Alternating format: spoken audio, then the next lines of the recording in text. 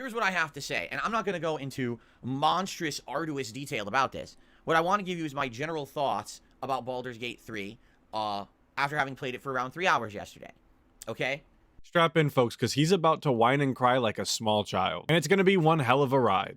The graphics are good. They're very good on PS5. They ran at a nice, silky smooth 60 frames per second most of the time. And the detail was great. The character models particularly look really good. The environments, well, some of them look good, some of them not as good. But definitely the production values show.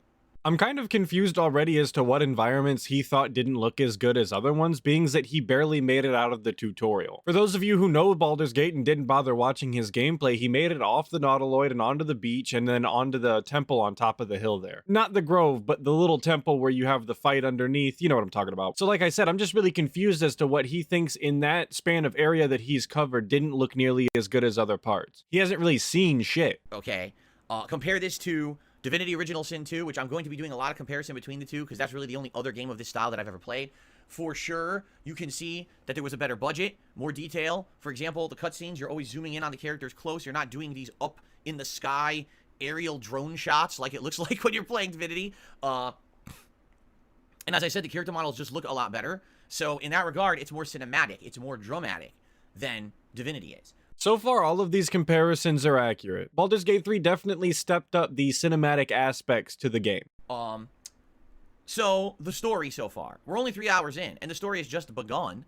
I don't want to spoil it, but it's interesting. Like, I have absolutely no idea what's going on in the story because we're so early in. Plus, I've never played a Baldur's Gate game before. I've never played a D&D game before. So not having those backgrounds, I don't really have a frame of reference to say, oh, it must be this is related to this and this is going to happen because of this. I don't have any of that, right? Yeah, so I already stated at the beginning where he stopped playing. It was kind of that temple area up on top of the hill shortly after the beach. But if you're familiar with the game, you might be wondering the same thing I am. And how the hell did it take him 3 hours to get to that part? The creation of your character and getting off the Nautiloid, which is essentially just a glorified tutorial, should not have taken him 3 hours. That is patently absurd. I didn't have a chance to watch all of the gameplay, but knowing where he stopped and the amount of time it took him to get there, like, I'm just kind of confused.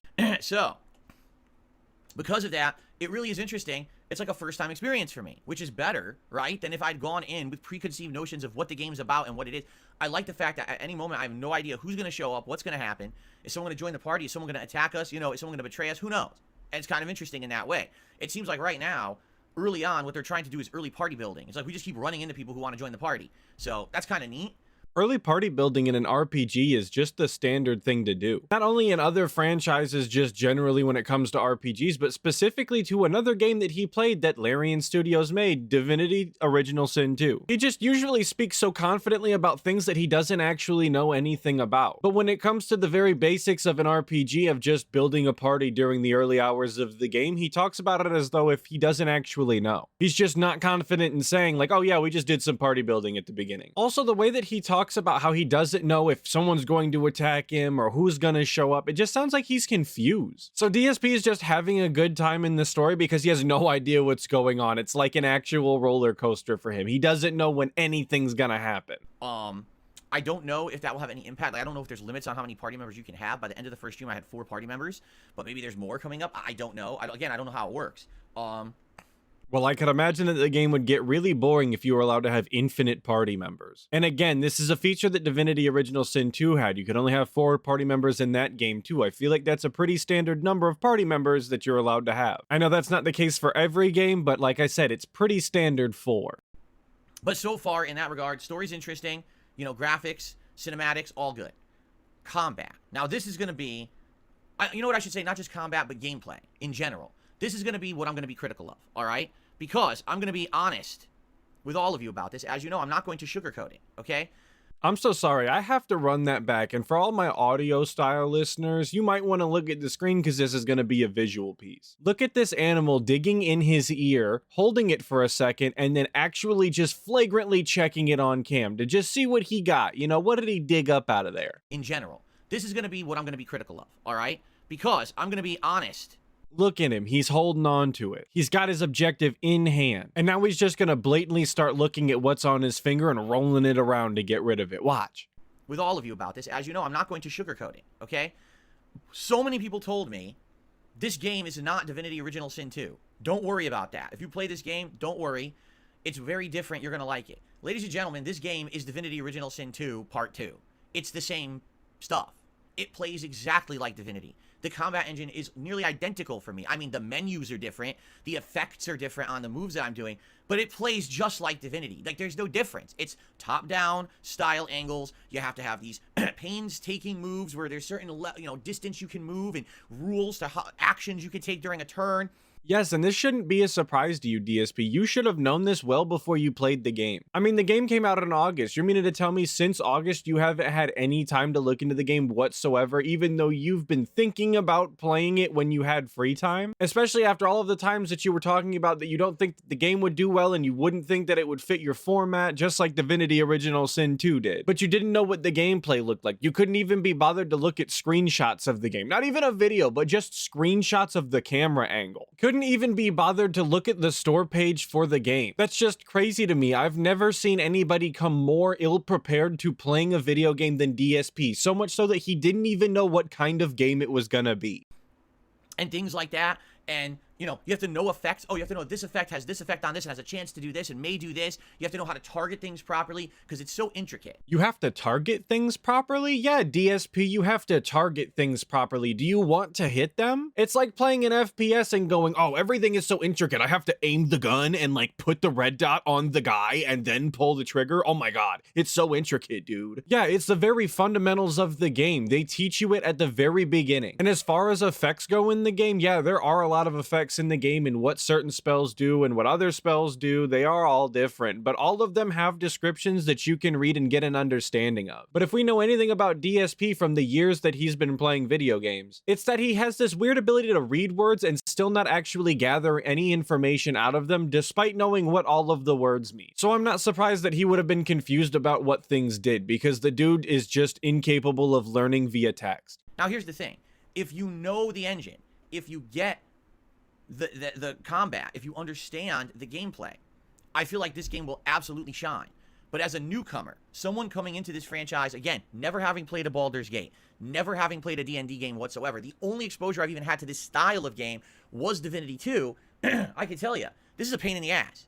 And that right there is exactly how DSP feels about this game as a whole. Don't let him try and fool you to think that he's actually enjoying it and he likes the story and all of the other little fluff pieces that he's going to put in to try and soften the blow. He thinks that this game is a pain in the ass and he is not having a good time. And he's going to make that very clear very soon because he's going to bitch about just about every single aspect of the game as far as the gameplay goes. This game is so complicated because it has so many things going on at once that you have to micromanage every little thing.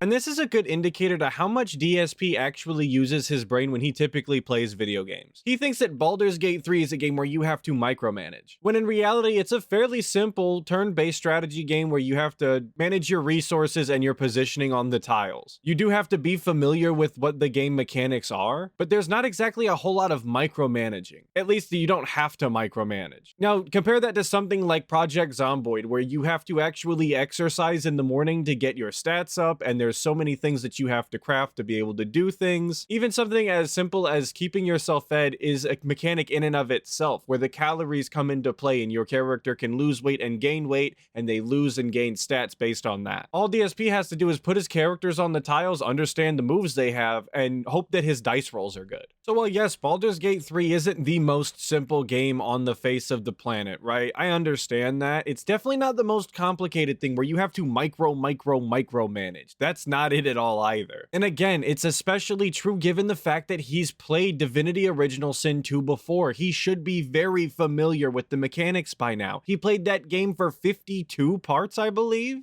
And in addition to that, this game absolutely does not explain half the gameplay mechanics at all. You're just expected to understand how fire can ignite oil and how when you throw a fireball at an enemy and it hits the enemy, it won't ignite the oil on the ground. If you throw the fire on the ground, it'll ignite the fire, but it won't deal direct damage to the enemy.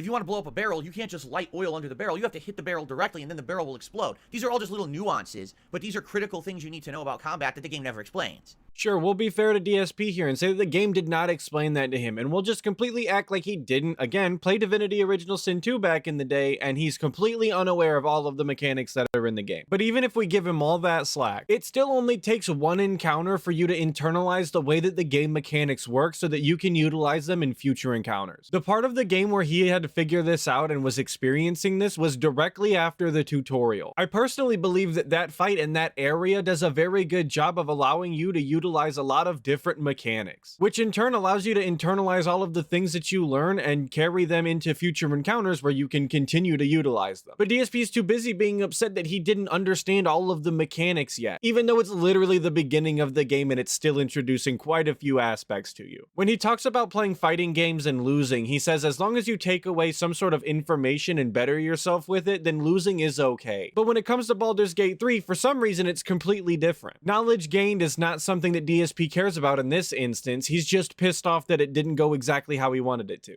So, basically, just starting, okay? This is absolutely complicated as hell, all right? I'm not saying that's bad. I'm telling you from an outsider's perspective. This is a daunting game because you're jumping into something with no prerequisite knowledge, and the game kind of expects you to understand these gameplay mechanics. He's not saying that it's bad, but he did say that it's annoying as hell, which to me makes it sound like it's a bad thing because I've never described a good thing as annoying as hell. Oh yeah, dude, that new song is annoying as hell. I love it. That just doesn't sound right. And I want to point out that this is a single player RPG, DSP. If you don't understand the mechanics, if you mess something up, if you don't understand anything, you can always just reload the game. No one is stopping you from doing that. Any failed encounter that you have as far as combat goes, if you get party wiped or if you just don't even like the outcome that you got, you could just reload and do it all over again with your newfound knowledge. The game isn't expecting you to know anything, because at the end of the day, you can either get through the encounter by any means necessary and maybe learn along the way, or you can die and reload the save and do the whole thing all over again with your newfound knowledge.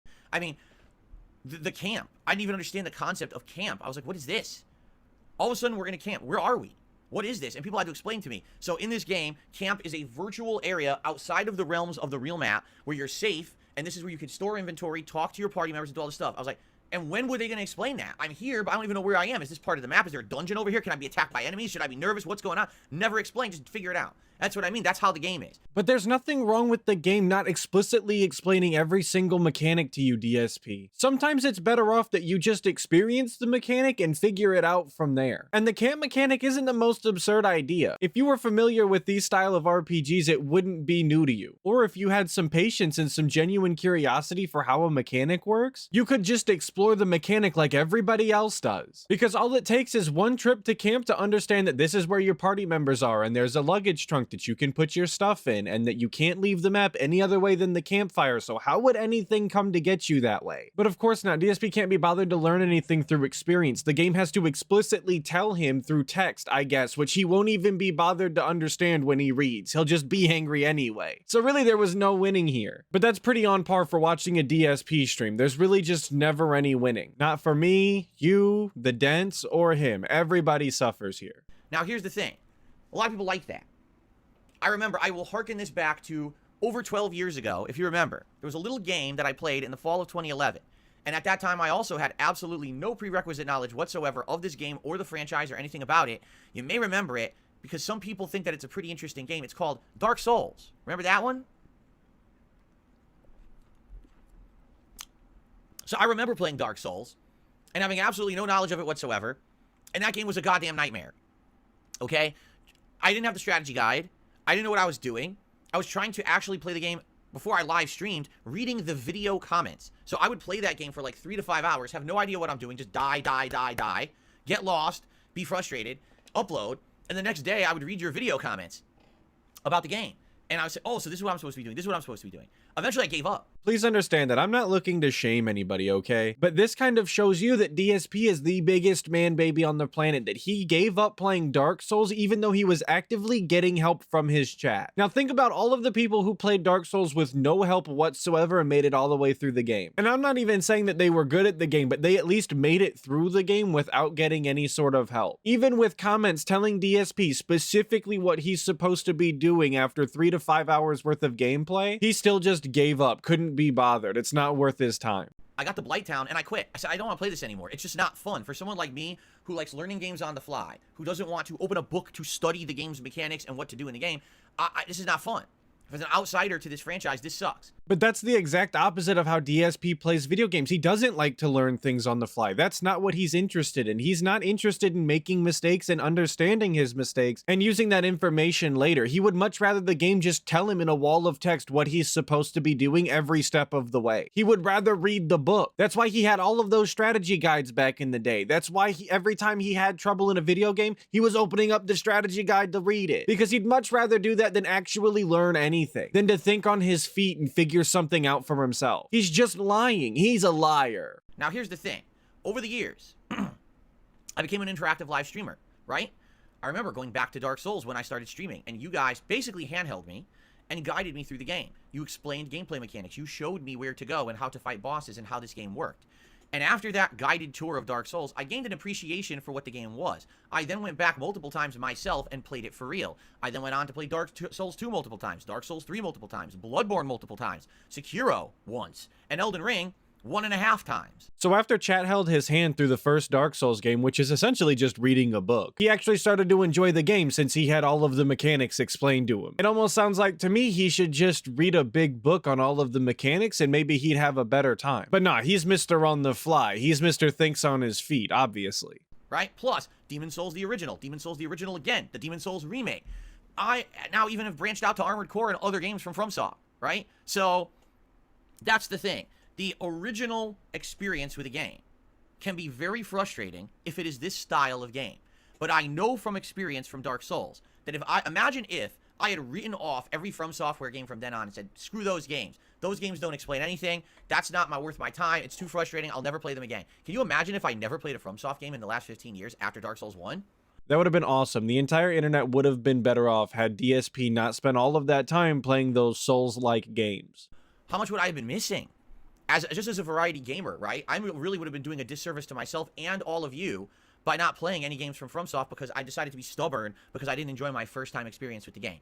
So learning from that experience, many years later, playing Baldur's Gate 3, despite the fact that my first 3 hours were literally a comedy of errors. Like, how do I target something? Why the hell can't I figure this out? Why, when I threw the fireball at the person, how did it miss the person, but then not hit the oil under their feet and ignite it? It doesn't even make sense. If I take a ball of fire and throw it at you and you step to the side, it touches the floor and should light it. No, not in this game. If something misses, it literally disappears from existence. See, but that's the thing with games like this that DSP just doesn't understand. It's all about the dice rolls and the actual mechanics underneath the visuals. So while it might look like visually that the fireball would have hit the ground and it would have ignited it, the game is just taking it as an entire miss. He might as well have just shot the fireball straight up into the sky at the ceiling and hit nothing. I don't understand why that's so difficult for him to understand because, again, this is not the first time that he's played an RPG like this, specifically an RPG from Larian Studios. He's already said that the gameplay is very similar to Divinity Original Sin 2. So this shouldn't be shocking to him. He should at least remember the very basic mechanics of the combat system. That's what I mean. These are things you need to know as you play through the game. You don't know them until you play, and then you have to learn through trial and error and arduous time investment, which is, again, what I was trying to get at months and months ago. When I told you guys when the game came out, I said, you guys got to understand, I know what kind of game this is going to be. This is this situation again, where this game is amazing if you have the time to invest in it, to learn it, to immerse yourself in the world and the gameplay mechanics and the elements so that you can actually learn. Not, oh, I play it once a week for 3 hours, I learn nothing, I flub my way through it, and I don't have time to play it again because I'm juggling 7 other games. Well, DSP, I tell you all the time that you make your own schedule. You can play any game for however long you want per day, and nobody can tell you otherwise except for you. But I thought you said that you didn't know what the game was going to be like, you never saw anything, you never got spoiled, you don't know a single thing about it. But now all of a sudden, this is what you were telling us. You told us that the game was going to be like this. It was going to take you a long time to learn this, that, and the other. So which one is it? Are you not familiar with the game whatsoever, so much so that you didn't even know what the combat was going to be like? Or did you know that it was going to be complex and you were familiar with how many mechanics were in the game and you knew it was going to take you a long time to figure them out? I don't think that both of those statements can be true at the same time. And if they are, I'm only more confused as to how you could have possibly known that there was a shit ton of mechanics in the game that you're going to have to learn and never seen any of the combat. Because that's where most of the mechanics are going to be taking place. Right? That's definitely not this style of game at all. It wouldn't make sense. So that's why I didn't play it back then. I think by waiting, I've done the right thing. Now we can focus on this game. This is one of my major game playthroughs right now, and it will be for a month or longer. We'll be able to focus on it, learn it, enjoy it, and I feel like that's definitely the way to approach it. So hopefully I made the right choice. I think I did. The fact that so many people came out, watched, supported yesterday, obviously is a sign that people want to see it and didn't care that I played it 4 months later than when it came out. And like I said, I actually feel like there's more hype now because I waited. Okay. Yeah, in case you didn't know, DSP did rockstar numbers yesterday. He had like 1,300 people viewing at one point. He made out with like $250+ in tips, and he got over 50 memberships. The man made out like a bandit. With that being said, shout out. I can only imagine the segment that we're gonna get when he decides that he's actually gonna quit playing this game. If he's complaining this way now when he made that much money on one stream, I can only hope that that final stream is something magnificent, something that we have never experienced before. Anyway, so, after having played the game for 3 hours, I like it. Now, was it frustrating? Yes. In particular, now, you guys, there's going to be some spoilers here. If you've never played the game, or if you didn't see part 3 of my playthrough yesterday, there's one particular segment I'd like to address, okay? The final 30 minutes of my playthrough yesterday, arguably the biggest comedy of errors situation, like just mistake after mistake after mistake, that I think I've ever had in any RPG. Yeah, DSP really flubbed his way through the last 30 minutes. It was kind of hysterical, honestly. I was actually in other people's DMs saying I couldn't believe it. This guy is such an idiot. There's no way he really did this. One of the few times that the guy has actually made me LOL. All right, so here's what happened. I want to tell you the story because it was so funny. So I see a crack in the ground. I just formed my party. We had 4 people. I hadn't even used them yet. I didn't even know their abilities. Seriously, I just formed the party, right? I see a crack in the ground. And I'm like, oh, I wonder how you do this. Is there a way to like bust this open or something? I'm looking all around and I notice that there's a block hanging in the sky. So I want to get that block to drop. How do I do it? Well, I have spells. So how do I do it? I'm trying to target it. The controls are so bad on console when it comes to targeting. I can't target the goddamn thing that's right there. It won't let me like have the cursor go up there. Yeah, part of the comedy of this situation is watching DSP trying to press all of the buttons because he doesn't know what any of them do. It's like you actually handed your grandpa a controller in the middle of a match and expected him to do something with it. He's just gonna press all of the buttons because he doesn't understand any of them. And people are like, if you play it on PC, this is simple. You just take the mouse click, you're done. But on console, you're trying to do this with your freaking controller. It's like impossible to target this goddamn thing. It's so stupid, okay? So finally, after fucking with this thing for like 2-3 minutes, I finally target it. Note that he doesn't actually tell you what he has to do to target it, and usually I would complain about him explaining something as simple as targeting. But specifically after talking about how difficult it is to do, you better tell me how to do it, DSP. I need to know what button combination you hit if it was so complicated. Why don't you try and help your audience out if they're maybe starting to play the game at the same time as you? Maybe they waited 4 months for you to start your playthrough. I hit it. It opens the floor. So now how do I get in there? Is there a button that just says enter? No. You have to use a jump mechanic to jump into the hole. Okay? He scoffs and says, okay, a jump mechanic. Yeah, DSP, there's an entire jump mechanic in the game. It's actually super cool and neat. There's so many different areas that you can get to with this neat jump mechanic. And like I said earlier in this video, this is an area that I think does a very good job of showing you a lot of different mechanics that you can use later in the game. So him scoffing at this right now is absurd. The entire point of this area is to teach you mechanics like this. A normal reaction from somebody experiencing a mechanic like this for the first time is, oh, that's pretty neat. I wonder how that'll be utilized. I'll keep that in my bag of tricks so that I can use it later and get to other places that I might not be able to get to normally. But DSP's first reaction is, oh, that's so stupid, a jump mechanic? Ugh. So I flub with that. Finally, I figure out the targeting for the jump mechanic and I jump inside. Oh, cool. What's in here? A secret? Yeah, a secret fight against people who jump you. And now you have to have this tough ass fight down here against a whole party of enemies who get the drop on you. No, but it's not a secret fight at all. He had to take out a group of enemies just outside that hole that he created. And right next to that hole, just a few feet away, is a door that if you knock on, you can talk to somebody, and he very clearly does not want you in there and will become hostile. So if DSP had any sort of common sense whatsoever and bothered to look around before just jumping down this random hole, he could have came to the conclusion that maybe there's something down there and maybe that something is gonna be fairly hostile. It might even be that guy's friends. But of course not. DSP's a simple style guy. He sees hole, he jumps down it. Simple as. Now again, I had never used my party, so I didn't know what their abilities are.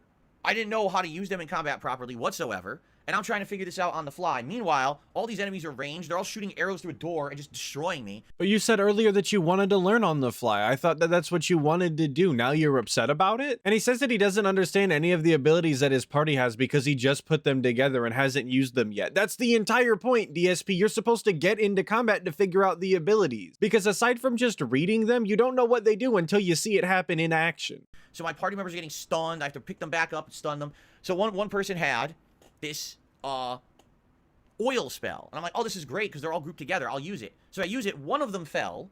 The rest of them just stood there as if nothing happened.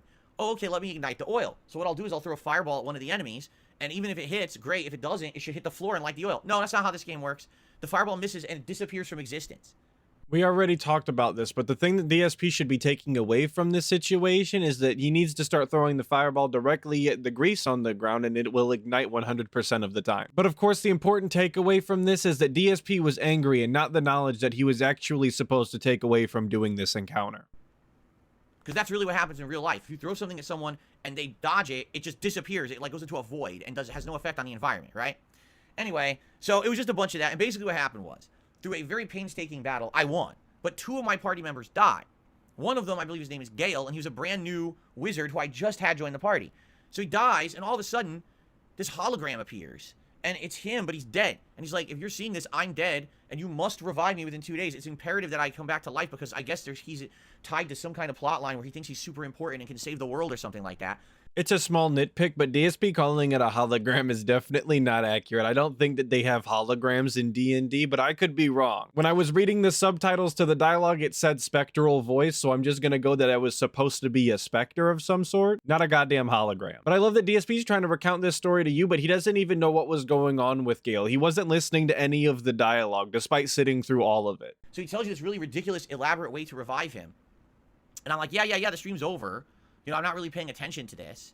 Let me just go ahead and get through it, end the stream, and we'll pay attention to this tomorrow or whatever. He says tomorrow, but he's not actually going to be playing the game for another 2 days, but that's besides the point. If you're not paying attention to the dialogue now, how are you just going to pick it up later? He's not going to repeat the dialogue. You can definitely ask further questions later down the line, but you're not going to get that dialogue again, so you should have just been paying attention. But of course, the stream's about to end. DSP has to go. There's no overtime for Baldur's Gate 3, no matter how much money it made him. Okay?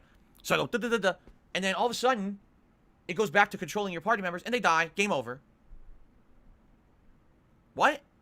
Why did they die? Now, before people can even explain to me why they died, I say, all right, well, let's resume. At least if it resumes and it's like the beginning of the fight, that's annoying because the fight took like 20 minutes. So I have to redo the fight, but admittedly, I played the fight poorly. I didn't know what was going on. I didn't understand the elements. If I redo the fight, probably I'll do better the second time. Hopefully, all my characters won't die or whatever. You know what I'm saying? So I'm like, let's do that and redo it. I hit reload. The game crashes. Yes, after sitting through a 20-minute fight with DSP where he complained the entire time about all of the mechanics and barely made it out by the skin of his teeth, he still managed to kill his entire party and have to reload the save before the fight, and he crashed his system. It was awesome. It won't load my save. I'm like, what? And I haven't seen a game crash on PS5 in ages. Like, ages I haven't seen this at all. I'm like, what's funny is Baldock says, you keep forgetting you can throw health potions at your party members. I can't. I tried. It wouldn't have the throw command. It didn't, I was looking, can I throw? It wouldn't, they were always grayed out. I don't know why. Again, this is something that I have to figure out as we play the game more. I don't really understand it. We just started, I fought like 4 fights the whole game so far. So, anyway. So then I had to reload the entire game, and then luckily it did load, but basically it's locked me into the fight. Like, I can't even choose to not go down there if I wanted to skip that fight and do it later. I can't. They locked me in. That's where the load begins. So when I play again, I have to do this fight first thing. There's nothing else I can do. I have to fight this thing, this group of enemies, and try to do better. Okay? This is another lesson that DSP really needs to be learning from, or there's going to be a lot of replaying sections in his future. He needs to be manually saving more often. The autosaves in this game are going to do him so dirty, and if he doesn't learn that now, he's going to be absolutely miserable later. And I don't know if that's because DSP is just lazy and doesn't think ahead, or if that's more of a console mentality, but as a single-player PC gamer, I save all of the time. I'm never redoing anything. You can't make me. They make quick saves for a reason, and you better be goddamn sure I'm spamming it. So anyway, after having reloaded, I asked everyone, so what happened? Oh, well, you might not know this. Well, how would I, right? But when Gale dies, his body exhumes a poison gas cloud that noxiously poisons everyone around it. So because he died, your whole party was in the cloud and you died. No, DSP, but you're misrepresenting the situation that you were in. You had 2 party members still alive when Gale died. Coming off of Gale's body was a mysterious blue smoke with a very clear defined ring around him. And the second that one of your companions broke through that ring to revive another one, she instantly went down. And then you took your last remaining companion, crossed over the threshold, took damage, got your first companion back up, and then they both went down because they were still within the ring. I don't know how many indicators that you need that that was not a good idea, but there was definitely enough there that you should have came to the conclusion that what you were doing was not a good idea. And now that I've explained it to you, I'm gonna actually show you exactly what happened. So for a second time in this video, I apologize to my audio style listeners, but this is gonna be raw DSP gameplay right here on screen so that you can really understand exactly what happened. Gratitude. So here the dialogue with Gale ends. The game then has a tutorial pop-up telling you that it's automatically been placed into turn-based mode so that you can avoid traps, perils, or being spotted. And as I said, you can very clearly see that there's a smoke emanating off of the body, and there's very clearly a defined circle around that that is indicating an AoE. So that's the first character that he throws in there that instantly goes down. And then he decides to just take Astarion, get Shadowheart back up, who's immediately going to go down again because she has no health and she's still within the AoE. And then he will continue to stand in the AoE with Astarion despite the voice lines indicating that he's taking damage as well as the number pop-ups. This is a professional gamer. This is a guy who once said that he could pick up a controller at any point and play at top level in any game, but doesn't even understand that he's taking damage in an RPG. Oh, I was supposed to know that. You know, maybe it would have been convenient if they explained that in the entire 5-minute cutscene that happened after he died, explaining how to revive him. Like, would it have been nice to add a little addendum? Oh, by the way, while you're trying to revive me, there's a noxious gas cloud you should avoid. No, that doesn't need to be said. You're just supposed to know that, right? Another instance of him wanting the game to explain everything to him instead of him learning on the fly like he claims that he wants to do. You know what I mean? Like, what? But again, that's the game. This game is like Dark Souls. You need to have so much prerequisite knowledge, and once you have it, then likely it's going to be interesting. And there you have it. Baldur's Gate 3 is the Dark Souls of RPGs, guys. Sound good? Sounds good to me. And by the way, cat agrees. But once you're playing from a perspective of a first-timer, this game actually is a pain in the ass, all right? Now, here's the thing. Luckily, for me, all right, I'm an interactive streamer. As I play this game, I'm going to have you guys with me to help me understand these gameplay mechanics that otherwise I'd have to look up on the internet and study to figure out, okay?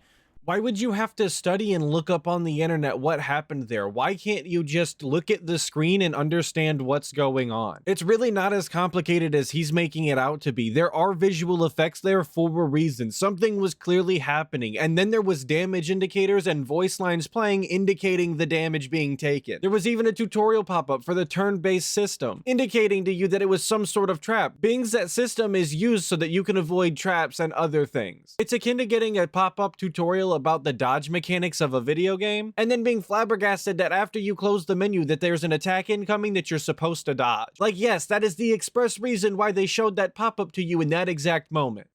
That's a good thing. That's a great thing. I want to have that interactive experience with all of you, all right? So, I hope that you guys will show up, that you guys will engage and will support future Baldur's Gate 3 streams, and there's going to be a lot of them, all right? I mean, tomorrow is the first stream coming up that will continue with the game. I'm playing it again on Friday, okay? So my next 2 major streams after today are actually Baldur's Gate 3, and this will be a major playthrough 2 to 3 times a week. So we're going to have probably about 10 hours of progress a week, roughly, in the game, which is good. And if I continue to play it at that rate over the next several weeks, we'll get pretty far into this game before other releases start coming out in 2024. All right? Don't worry, you guys, I will not be giving you a play-by-play update like this on every single Baldur's Gate 3 stream. That's just not gonna happen. I did want to do it this time, though, simply because it is kind of the most important thing that's happening in the Snortex right now. All of the hype is for Baldur's Gate 3 and how much he's going to hate it. So, that's a good, I'm enjoying it, and I want to say thank you. That was a great premiere stream that obviously gives me good hope and motivation that people are going to enjoy this playthrough and want to come back and participate in it. Right? So I'm really happy for that, and I hope that you guys will continue with that. Now, I just want to say, no, I'm not going to ask every single thing, how do I do it? But in this case, I'm just starting the game, and obviously there's a ton of gameplay mechanics I don't understand. Now is the time to have me, help me to understand the basics of the game so I can get a grasp on this stuff. Yeah, given the fact that DSP picked a spellcasting character, I am 100% sure that he's going to be asking about the mechanics nonstop. Because as far as the complexity of the game goes, I do believe that a spellcasting character is the more complex out of all of the options. There's just a lot more that goes into it as far as spell slots and managing your resources and utilizing the spell book to pick and choose the spells as you go. And I do want to clarify that this is not me contradicting what I said earlier, because I said that all DSP has to do is place his character correctly, understand the abilities, and hope that his dice rolls come out. And that's true for where he's currently at in the game. It's not as intricate as it's going to be. That's why it astonishes me that DSP is complaining about it now, because he hasn't even seen the full breadth of what the mechanics are going to be. It'll be just like Dark Souls. Once I understand it, then I can get better at it, and then I can learn to appreciate and enjoy it. But I have to get to that point. Thank God it's 2023, and I'm patient, as opposed to 2011 Phil, who's an impatient asshole, who just swears at the game, swears it off, never plays it again, until you guys, years later, as a streamer, convince me to play it interactively with you guys with summons and everything, right? So, I'm very happy. But he still does all of those things. He still has no patience. He still gets frustrated with the game and swears at the screen. I guess you can say that he doesn't swear off games anymore just because he gets angry at them, but instead he's completely swapped that for the wage quit, because he will 100% force himself to play a game as long as it's continuing to make some arbitrary amount of money that he thinks is justifiable. But the instant that he feels like it and it's not making money, he's getting that game out of there. It's getting sent straight to ban world. That it went well, and I hope that it'll continue to do well. All right, we'll see. All right, now, what's going to happen? I don't know. Will this game continue to have this level of popularity, or will it die out after 3 streams? That's a good question. RPGs typically do not retain a ginormous audience for me. They just don't.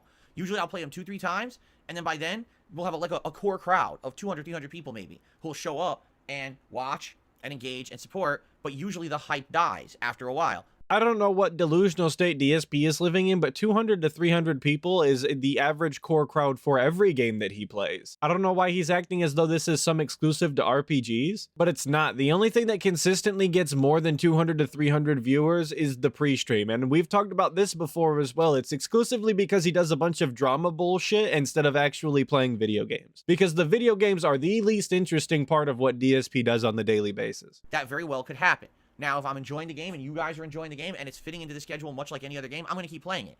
But if I play this game for a week and on week 2 I go to start playing it and literally no one's showing up, no one engaged, no one supports, no one cares, and everyone goes off and is distracted and talking about other topics in the chat, I'm not going to care about it anymore either. You understand? Like, Which just goes to show you that DSP is not actually interested in playing the game. He's not interested in having fun with the game. He's only playing it because people are paying him to play it. The second that that payment is gone or even dwindles, he's absolutely gonna drop it. And that's all it really comes down to. He can talk about how people showing up is important enough, or he can talk about how people at least engaging with it in chat is something that he cares about, but that's absolutely not the case. With DSP, it's all about the money. He doesn't give a shit whether you actually like the content or not if you're not sending him PayPal donations. That's sadly what happens with some games like this, which is what I was nervous about. You know, with Divinity Original Sin 2, you guys yelled at me for years to play it.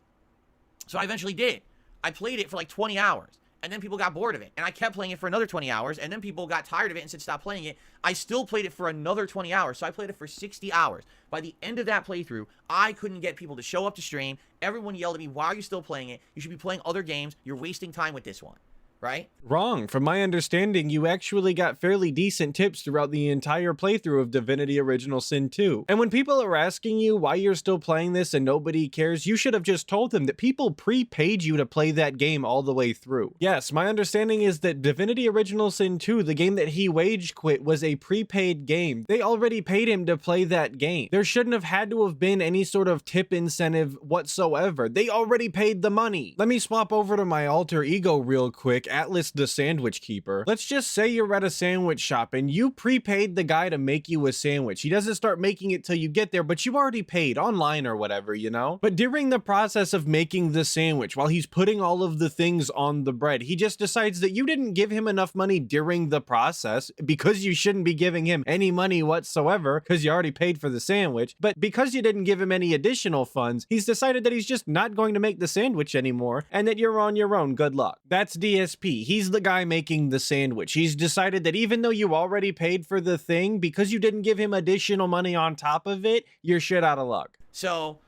that's what I'm worried about. Okay, I'm worried about the interest will die out. But let's see what happens. Maybe not. Maybe because this is game of the year, because it's got the hype behind it, maybe it'll you know, keep going. I guess we'll see. I really am happy that the stream went as well as it did yesterday. Okay. Yeah, DSP, I'm sure that you're absolutely ecstatic that you made a bunch of money that you don't deserve. I don't know how anybody could be upset that they made as much money as you did doing as little work as you did. But I really should just shut my mouth about that, because you can manage to find a way to be ungrateful about any situation. Now, I will address direct criticism and suggestion that I received yesterday, because here's what happened yesterday, okay? And that's where I'm going to leave you for today, on that little cliffhanger. What suggestion did somebody give him? What direct feedback is he going to respond to? Honestly, I think that this video was long enough and it was entirely about Baldur's Gate 3. If I continued on to the next segment where he responds to this guy, this video would be twice as long as it already is, which isn't out of the realm of possibility for my videos, but I think that this is a nice little episode in and of itself. So a big shout out to Doody Streams for the upload on this one. I really appreciate the clip, brother. Thank you. Big ups to everybody who watched the video, especially if you made it this far. Thank you as well. And of course, a big special shout out to all of my members. I really appreciate that. I know that some of you have expressed that you wish that I could be a little bit earlier with these videos, and just with the way that my schedule works currently, that's not something that I can do. I don't get these videos out as quickly as I'd like to, but if you want them just a little bit quicker, if you become a member, you do get them typically the night before. I typically post the videos up at like 8 p.m. Eastern Standard Time, whereas if you're not a member, you get them at 12 p.m. the following day. I understand that that's not an ideal solution, but if that's something that you're actually interested in, if you care that much, that is a solution that you can look into. Hopefully I can catch all of you guys in the next video, but until then, make sure that you check out other Detractor channels and dive deeper into that. Snortex.